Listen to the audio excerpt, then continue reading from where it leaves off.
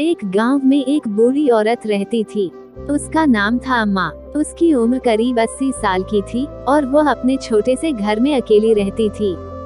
उसका जीवन बहुत ही साधारण था, लेकिन उसके पास अनुभवों का भंडार था।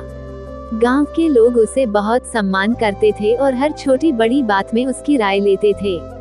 अम्मा का एक ही बेटा था, जो कुछ साल पहले काम की तलाश में शहर चला गया था। शुरुआत में वह चिट्ठियां लिखता था, फिर फोन आने लगे, लेकिन धीरे धीरे उसकी खबरें कम होती गईं।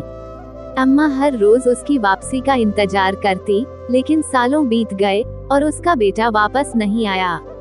गांव में कोई भी अम्मा के दुख को नहीं समझ पाता था, लेकिन अम्मा कभी हार नहीं मानती थी।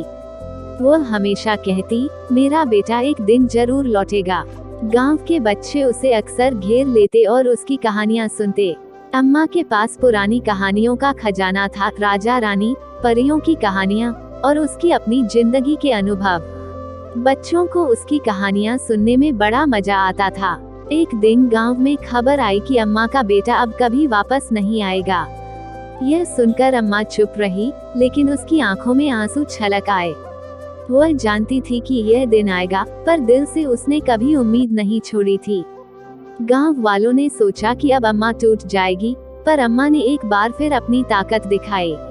वह बोली, जिंदगी तो चलती रहती है, दुख भी इसी का हिस्सा है।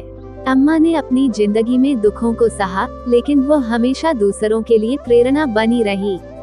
उसकी कहानियां और उसकी जिंदगी का संघर्ष गांव वालों के लिए एक मिसाल बन गया।